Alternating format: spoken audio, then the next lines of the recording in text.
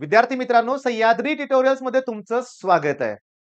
योग्य मार्गदर्शन किती महत्वाचं आहे तुम्ही मला विचारा. मी तुम्हाला सांगू का 11वी-12वीत मुलं कुठं चुकतात हे मी अजून विसरलेलो नाहीये. काय होतं, की कोचिंग क्लासेस जॉइन केलेत हो, पण तिथं आपल्याकडे कोण लक्ष देत नाही.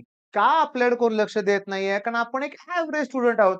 भलेही आपण टॉपर असलो तर मग लक्ष दिलं जाईल. होतं बऱ्याच ठिकाणी असं. आणि आपण घाबरतो डाउट विचारायला. घाबरतो, मी घाबरायचो. मग अशा वेळेस जर तुम्हाला योग्य मार्गदर्शन मिळालं, तर यश मिळेल का? नक्कीच मिळणार. मला ना सांगताना अतिशय आनंद होतोय, की इंजिनिअरिंगच्या 3ऱ्या वर्षी मला योग्य मार्गदर्शन मिळालं. 4th सेमिस्टर नंतर. पण तिथून मी कधीच मागे वळून बघितलं नाही. प्रत्येक विषयात मला चांगले मार्क पडत गेले.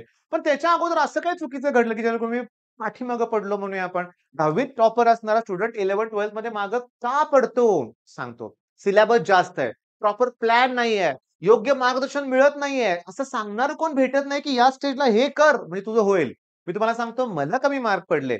पण माझे स्टुडंट जे आहेत, मी कुणालाच मागे पडून देत नाही. जे माझं ऐकतात मन लावून ना, सगळ्यांना चांगले मार्क पडलेत. अगदी 50% चा मुलगा सुद्धा 96 पर्सेंटाइल पर्यंत गेलाय. गेलेला आहे. बरं, मग आता नक्की काय सांगायचंय मला तुम्हाला सांगतो. त्याच्या स्टेजचा विचार करा. फर्स्ट सेमिस्टर जवळ आलेली आहे. हो, फर्स्ट सेमिस्टर 10 दिवसावर फर्स्ट सेमिस्टर आली. मग आता काय केलं पाहिजे? फर्स्ट सेमिस्टरमध्ये तुम्हाला सी-एस असेल तर सी-एस नाहीतर आय-टी प्लस जिओग्राफी आणि इंग्लिश किंवा मराठी असेल ॲट एनी कॉस्ट याचा अभ्यास केलाच पाहिजे. आत्ता नाही करणार तर केव्हा करणार? बघा मी तुम्हाला सांगतो, आत्ता नाही करणार तर केव्हा करणार? करावाच लागेल. दुसरी महत्वाची गोष्ट म्हणजे आता फिजिक्स, केमिस्ट्री, मॅथ्स ओके. याच्या स्ट्रॅटेजी मी सारख्या दिलेत, की फिजिक्सचा अभ्यास कसा केला पाहिजे, केमिस्ट्रीचा कसा, मॅथ्सचा कसा. व्हिडिओ शोधा आपल्या चॅनलवर तुम्हाला भेटतील सगळे. मी तुम्हाला सांगतो याचा जो सिलेबस आहे तो 100% कंप्लीट व्हायला पाहिजे ॲट एनी कॉस्ट. आता आमच्या इथे जे कॉलेज आहे, तर केमिस्ट्रीचे 8 टॉपिक आहेत. ओके. 8च्या 8 टॉपिक करायचे. हो, त्यात कुठला ऑप्शनला ठेवायचा नाहीये. सर हे 10 दिवसात होईल का? मग कधी करणार आहे? करावंच लागेल. दुसरी महत्वाची गोष्ट म्हणजे सर मग एम-सी-क्यू सॉल्व्हिंग प्रॅक्टिसचं काय करू? मग मी सध्या बोर्डची तयारी करू का सी तयारी करू? आता इतका बेकार प्रश्न आहे ना लक्षात घ्या. मी तुम्हाला एक्सप्लेन करतो.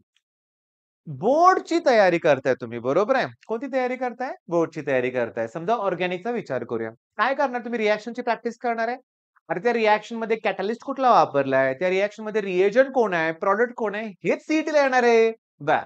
बेसिक नेचर ऑफ अमाइन्स पुस्तकात एक चार्ट दिलाय. ओके. मग त्यात स्ट्रॉंगेस्ट बेस, वीकेस्ट बेस दिलेत सगळे त्यांनी. तेच सीईटीत येणार आहे. तेच बोर्डमध्ये येणार आहे. ओके. बरं महत्वाचे पॉइंट म्हणजे काय, की केमिस्ट्री तर ॲज इट इज येणार आहे. अरे मॅथ्स मधले प्रश्न सुद्धा पुस्तकातले ॲज इट इज तेही सॉल्व्हड प्रॉब्लेम तेही 2025 ला आलेत लक्षात घ्या. एकदम सोपे प्रश्न. अरे मग बोर्डची तयारी करताना सीईटीची होते लक्षात ठेवा. त्यामुळे पुढचे 10-15 दिवस तुम्हाला काय करावं लागणार आहे? अभ्यास करावा लागेल. बरं. आता सगळ्यात महत्त्वाची अनाउन्समेंट मला करायची आहे बरं का. सगळ्यात महत्त्वाचं. तुम्ही खूप अभ्यास करताय.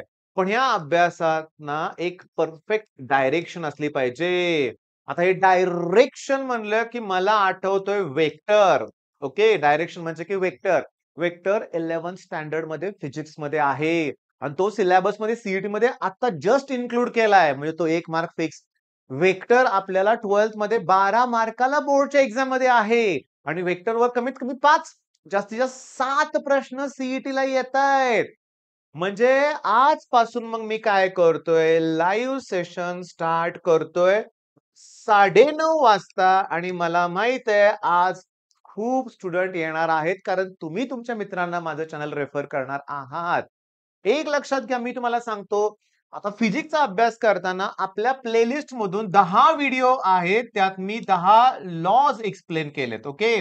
मग तुम्ही ती प्लेलिस्ट बघायला घ्या. बरं एक व्हिडिओ असा आहे मी त्यात इम्पोर्टंट डेफिनिशन्स कुठले आहेत ते दिलंय with page number. With page number दिलाय. तुम्हाला शोधायच्या पुस्तकात डेफिनिशन कुठे आहे ते. त्याच्यानंतर मी तुम्हाला सांगतो पुस्तकातले डिस्टिंग्विश ते सुद्धा मी दिलेत. विथ ॲन्सर्स दिलेत. विथ ॲन्सर तुम्हाला नुसतं लिहायचंय. सगळे ॲन्सर दिलेत मी डिस्टिंग्विशचे. शोधा व्हिडिओ ते आणि सांगू का स्ट्रीमलाईन फ्लो, टर्ब्युलंट फ्लो. आता 2025 ला विचारलाय प्रश्न.